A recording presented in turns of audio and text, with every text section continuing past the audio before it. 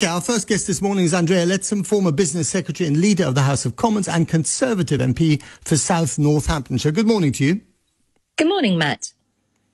Are you a key worker, by the way, as an MP?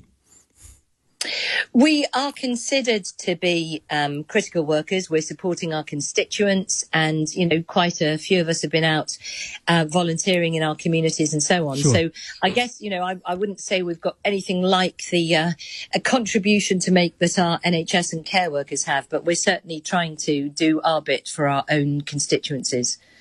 Right, yes, indeed. Well, as a broadcast journalist, I was surprised to find out at the beginning of this process that we're also key workers, but rather like you, we're very much at the bottom of the list when it comes to the key part of that equation. So let me ask you, first of all, for your reaction to the fact that the second day running, we finally got the system online where we can apply for tests, or, key workers, especially those in the NHS, can apply for tests to see whether they've got COVID-19 or not. And the system is already full within minutes of opening on day 2. There clearly seems to be a problem that we have on a whole number of levels when it comes to actually organising things and implementing some rather good ideas.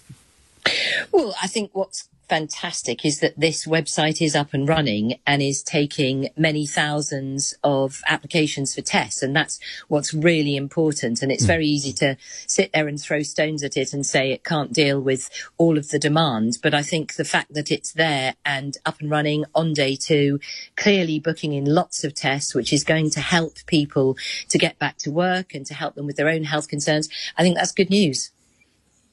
Should it have been up and running some time ago, like a month ago, let's say? Well, it's, again, very easy to look with hindsight. If we had our time again, there'd be all of these things we do differently. But I think what I've watched very carefully is the absolute determination of the government to tackle as many aspects of how we can improve this experience, of how we can get through it, how we can save lives, and how we can get our economy back up and running again. And, I think all of the steps that have been taken have been done at incredibly fast pace. The reason why I ask is because now's the time when we have to organise the next chapter of this crisis, which is how to ease the lockdown. And, you've talked to any number of experts who will tell you that we can only really ease this lockdown if we put in place a system of testing and tracing and kind of discretionary lockdowns in certain areas that allow at least some of us to return to normality. Are you confident, as a former business secretary and leader of the House of Commons, member of Parliament, that these things are now in place? For me, what's going to be really important is one of the government's 5 tests, and that is that we don't risk a second spike in the coronavirus. So, the government made very clear that what we can't have is to lift lockdown, then go back to square one and have to reimpose lockdown all over again. That would be disastrous in so many ways, for lives, for the NHS, but also for our economy, because business confidence is so fundamental and critical to the success of our economy. And so to have lockdown once is just about manageable.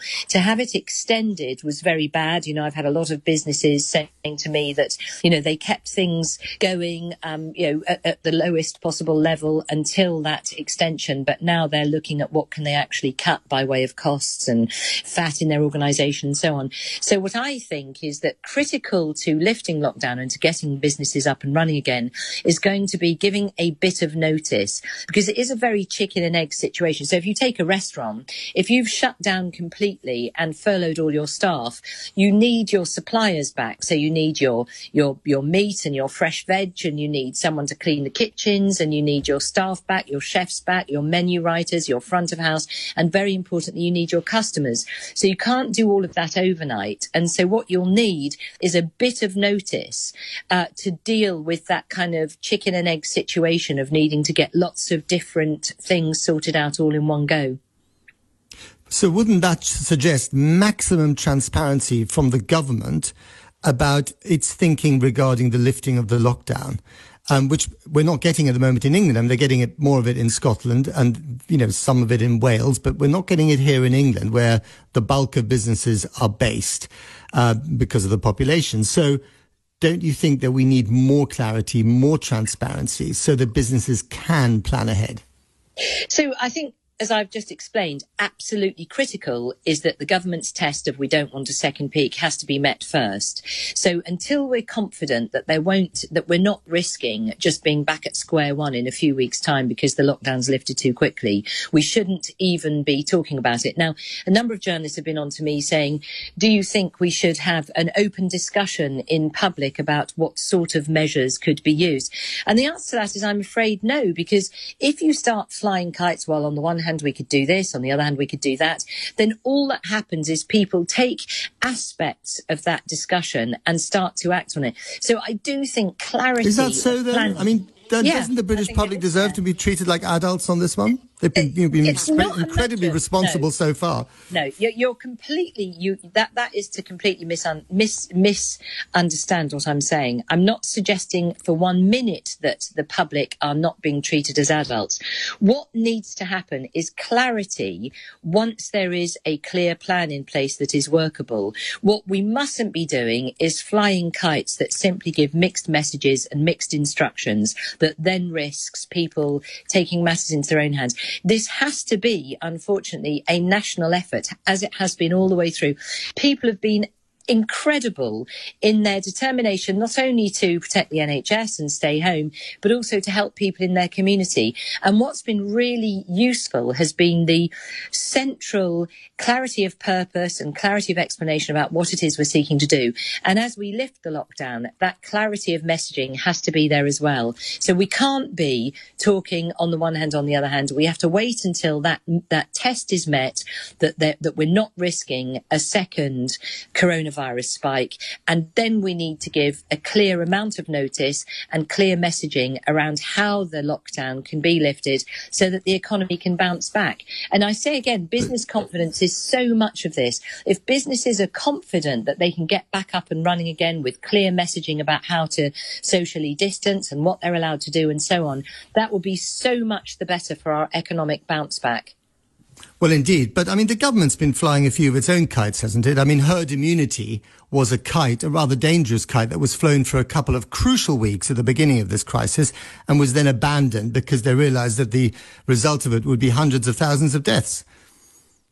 Well, I just say again, clarity of message is key, and therefore what we don't want to be doing is flying kites. So journalists who are constantly calling for, well, we need to see what the thinking is, we need to see what the ideas are. It's not just journalists, it's also businessmen and ordinary workers. I mean, we're all in this together, we're always being told, so let's all have a conversation about it. So, yeah, I mean, that's a really interesting point. So I have many very successful businesses in my constituency, and I've had just yesterday, day before yesterday, a business webinar to talk with businesses. Now, they are absolutely full of ideas, and that's exactly right. But what they all want is clarity of messaging.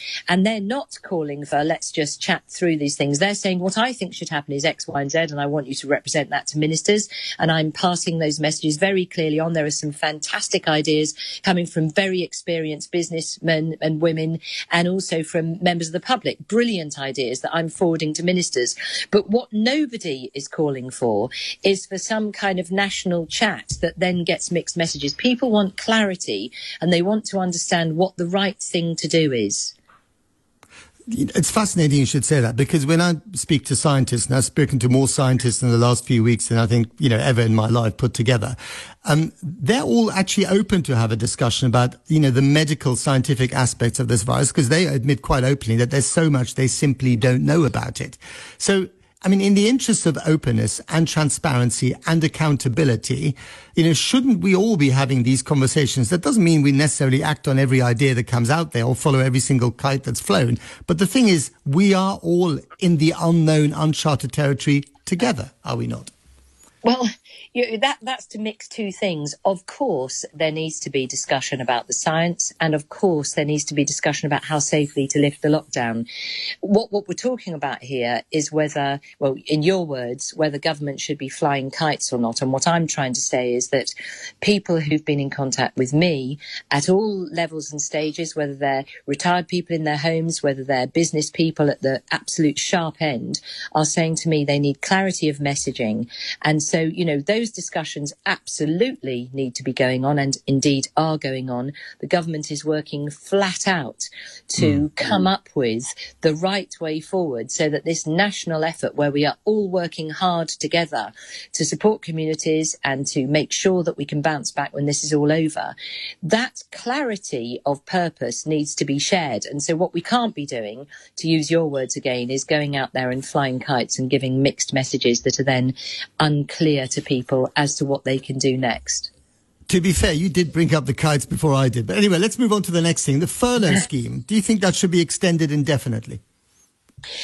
No, I think what we need to do is to get our economy back up and running at the right time. And furloughing has been superb, because what it's meant is that the otherwise incredibly difficult choice that would have been open to businesses would have been to make many people redundant or to lay them off temporarily. And that would have led to real concerns for workforce. And so the furloughing scheme has served a superb purpose. But at the same time, it's something that's incredibly costly to our economy and to our public sector balance sheet. And so it's not something that can endure forever. But again, that's another good example of why there will be the necessity for some notice to be given to businesses so that they can decide when the furlough scheme comes to an end to keep their staff on, rather than coming to the end of the furlough scheme needing to start thinking about redundancies. So it's about the clarity of message and enabling businesses to be able to act with some certainty. Okay. Dominic Cummings, the Prime Minister's senior policy advisor, was taking part in some of these scientific expert meetings, the so-called SAGE meetings. First it was sort of denied, then it was accepted in a listening capacity. Do you think it's right for him as a non-scientist to take part in these meetings? Well, I think what special advisors always do for ministers is to sit in on meetings and to hear what's going on and to be able to synthesise the core messaging to report back to ministers. And it's an incredibly important role. And so that is often the case that, an individual who's a special advisor who isn't necessarily an expert in that field will nevertheless attend that meeting on behalf of ministers to be able to report back. And I don't think there's anything odd or unwelcome about that. So he should take part in these meetings, and then report back to the Prime Minister. That's all perfectly legit. It's perfectly legitimate, yes, and it is. The point about special advisors is they are people with strong communication skills. They're people with strong ability to assess and analyse messages in areas that they're not necessarily expert in themselves. I mean, that's the point of special advisors, is that they can look at the political aspects to a particular question, whether it's scientific or business related or foreign affairs related, and then report back on what are the important issues for a minister to have to consider. So yes, it's an entirely legitimate activity. One very final and brief one, if I may. Boris Johnson, has survived this horrible disease. Do you think it's made him a changed man? Do you think it will have made him a changed man? I mean, I think Boris is an extraordinary person, and I have no doubt that for anyone who has such a very real life and death experience, and actually in some ways a superb experience in understanding the amazing ability of our NHS to save people's lives, I'm absolutely sure it will have a very profound impact on him. Whether it makes him a changed person, I don't know, but we are all, as human beings, a function of all of our experiences, and there's no doubt that will have been a very significant experience for him. Indeed. Andrea Leadsom, thank you very much indeed for coming on the programme.